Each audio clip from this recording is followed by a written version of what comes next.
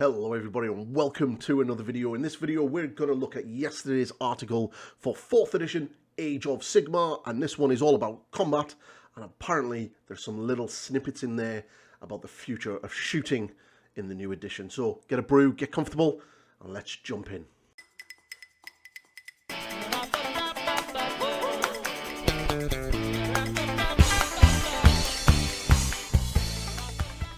Yes, Games Workshop have fired out a new article on the new rules for 4th edition, and it's a bit of a meaty one. So it is the fires of combat rage higher than ever in the hashtag new Age of Sigmar, which is kind of cool because I'm just about to start Blades of Khorne, but my cities of Sigmar are very interested in this. So Warhammer Age of Sigmar is a game of combat, kinetic clashes between mighty heroes, twisted monsters, and warriors tempted in the fires of thousands of battles. Melee is the core element of the game, that's good to know, and then rules for the fighting in close quarters can be tuned for the new edition to make these conflicts feel even more epic than ever before. Right, well, that's cool. Hopefully it's not too massively changed. So, changes to combat mean that the counter charge and the power through are powerful new tools to turn the tides of battle. We've went over them before in the combat abilities article. We've already seen these in miniature now. So basically every miniature has a combat of 3-inch radius. So there's weapon ranges have gone, and everybody now, if you're within 3-inch range of an enemy model, you now fight in close combat. And this simply changes as plenty of far-reaching ramifications that result in a smoother and more satisfying combat phase. Interesting. So, combat in the Age of Sigmar plays familiar to how we already know. It's good to know. Units still charge into combat and fight, but those now also work as abilities which clearly define the declaration of the steps. So, your charge phase, you charge. You pick a friendly unit not in combat. Cool. And has not either run or retreated. There's more on retreat soon. This ability, and then makes a 2d6 charge. I imagine there's probably going to be rules in the game that probably either gives you positives to this dice roll and possibly even a 3d6 charge. Because, as we will find out shortly, you no longer need to be in 12 inches to be able to fight. Effect. So that unit can move up the distance to half of the charge roll. That unit can move a distance up to the value of the charge roll. That unit can then move through the combat ranges of any enemy units and must end that move within half an inch of a visible enemy unit. If it does not, that unit using this ability has charged. Cool. So pretty much exactly as it works now. Then to fight any combat phase. So one of the things that you will notice as well is that there is no more start of phase, end of phase type thing. Now it's basically just in the phase. So declare, pick a fight friendly unit that is in combat or that charged this turn to use this ability. That unit can make a pile-in move. Then if that unit is in combat, you can pick one or more enemy units as the target of that unit's attacks. So we can split attacks and fight multiple units. Good to know. Effect. Resolve combat attacks against those targets. Cool. Now it gives us a couple of War Scroll abilities here for a couple of units. So we've got the Ard Boys for the War Clans, and they have an ability called Shield Bash, which can be used in any combat phase. So you pick an enemy unit in combat with this unit, and that charge this turn to be the target. So if the enemy unit has charged you, you can pick them.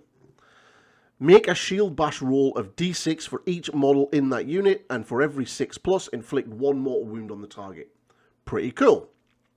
So the other one is for the Blood Sisters. They can pick an enemy unit in combat with this unit to be the target. Roll a dice. If the roll exceeds the target's health characteristic, the target has to strike last for the rest of this turn. Really, really quite strong. So obviously we can see how some abilities now will play into that. And I assume that you're probably going to do that as soon as you pick your unit and to sort of do your fight and everything else.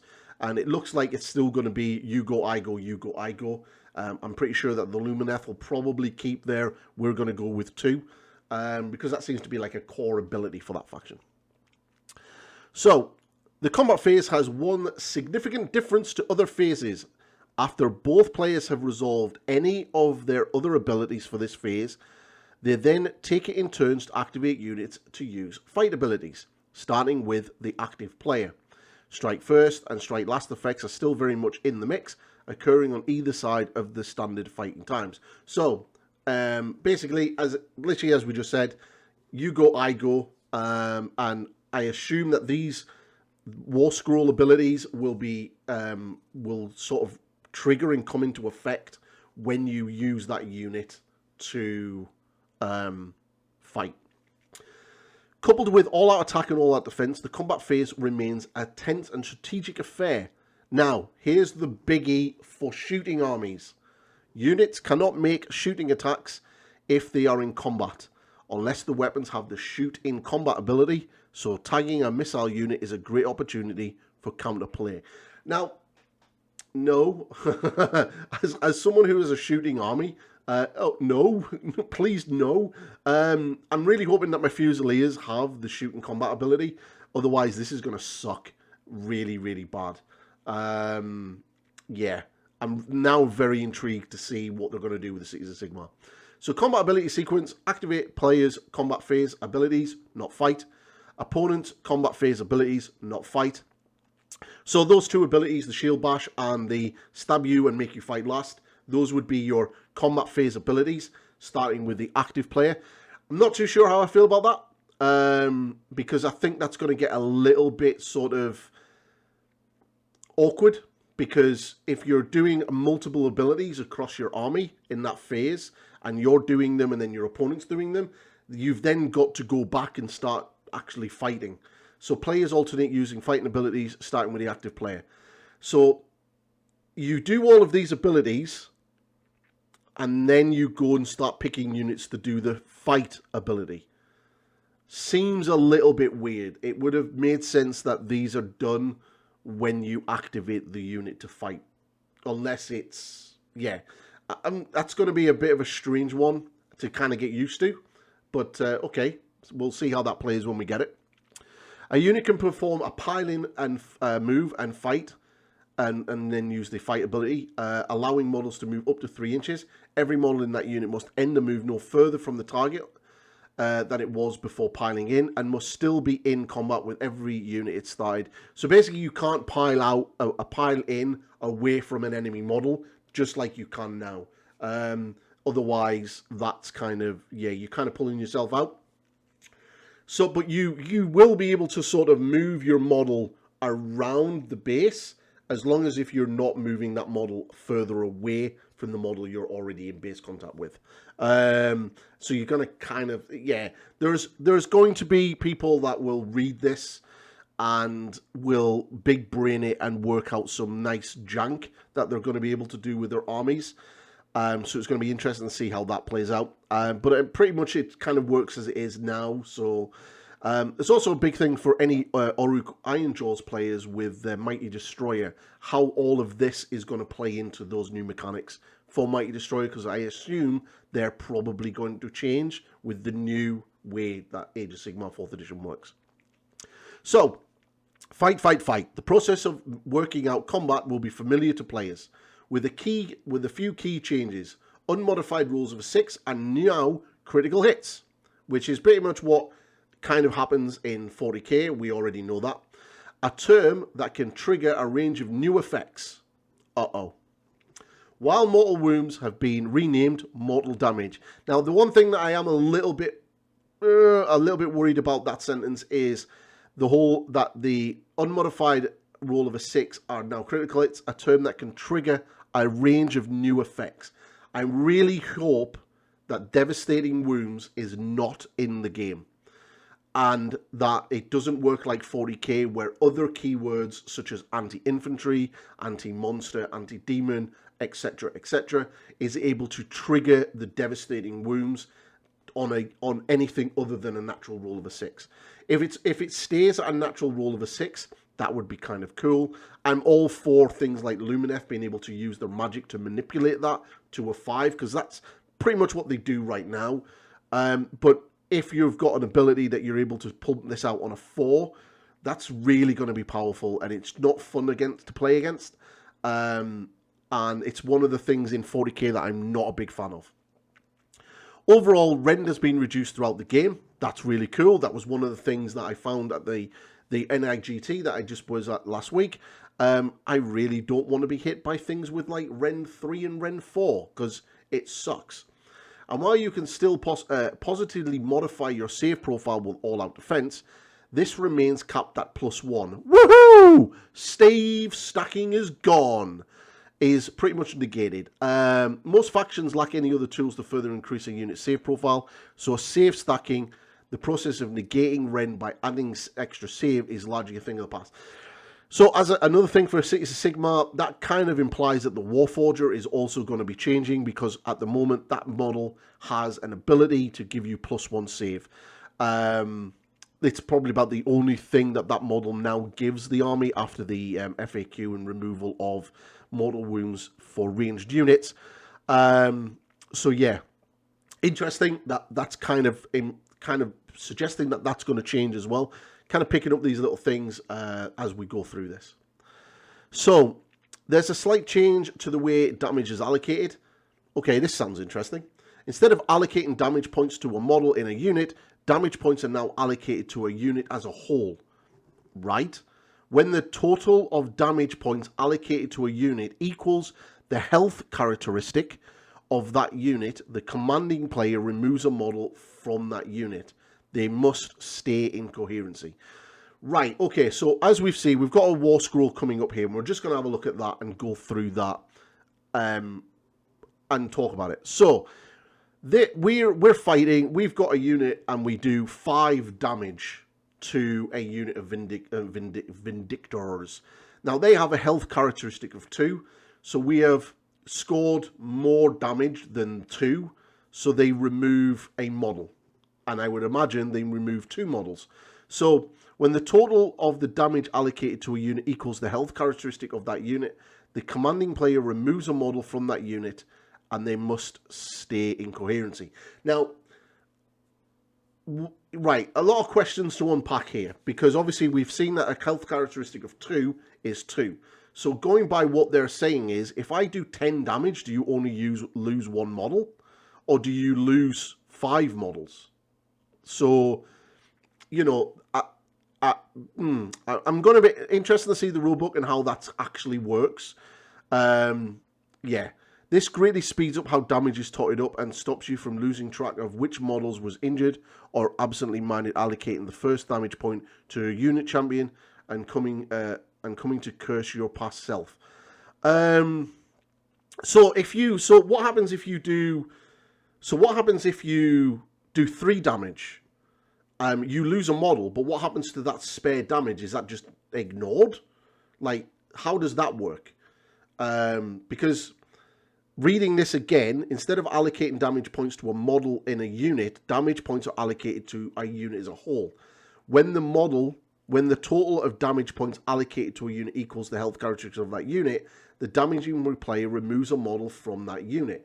So if you've got, I'm assuming, reading that, if you do 3 damage to a unit and the unit has a health of 2, you remove 1 model and then you mark the unit to have 1 damage.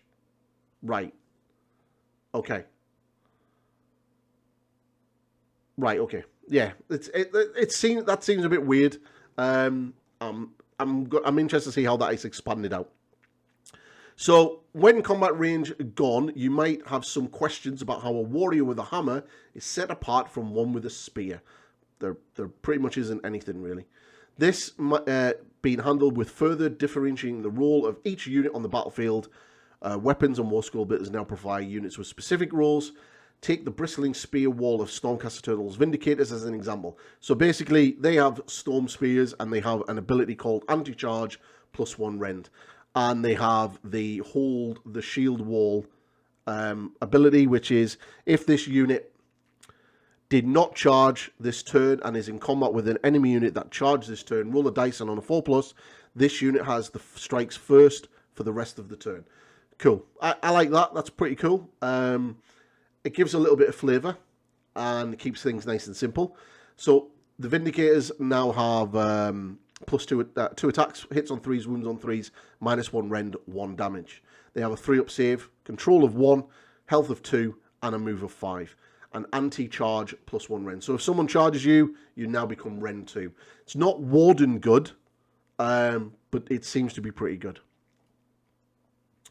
I'm interested to see the Wardens actually in 4th. I wonder if they'll get anti-infantry +1 rend and also have an ability like the shield wall ability that gives them +1 to wound when they're charged. Because that's kind of how they work now, and that would kind of make sense. Okay, greater combat range and no battle shock makes seething hordes of clan rats and crypt ghouls more dangerous, but monstrous infantry, like Croxagore, love to cut a bloody swathe through these teeming mobs. Their anti-infantry +1 rend devastates armor, while the brutal blows passive ability can pulverize 4 bodies in a single swing, and they get 4 attacks. So let's have a little look at these guys. So 4-up save, very nice. They move 5. They've got a health of 6, sweet, and a control of 2. So each model is armed with a Dragonbite Maul, and 1 in 3 can be given a Moonstone Maul. Nice. So the Dragonbite Maul is 4 attacks, hitting on 4s, wounding on 2s, -1 rend, 2 damage, anti-infantry +1 rend. So you're coming up against most things that are infantry.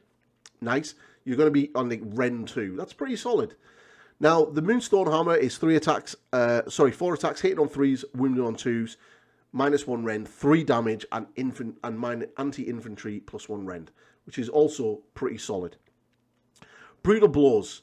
Effects add 1 to the damage characteristic of this unit's melee weapons for attacks that target an enemy unit that has 10 or more models. Wow. So they're going to be coming in with 4 attacks, and potentially, if you've got a nice big unit of 10, going to be doing 3 damage a hit. That's pretty good. At rend 2 as well. Very, very cool. So coherency has changed, and this, I've seen a lot of people talking about this, and it's kind of interesting and kind of, I think it's brought back the conga line, but we'll go through it. All that moving and charging and piling in and general jostling around is also tied into coherency, which represents how units move and fight together.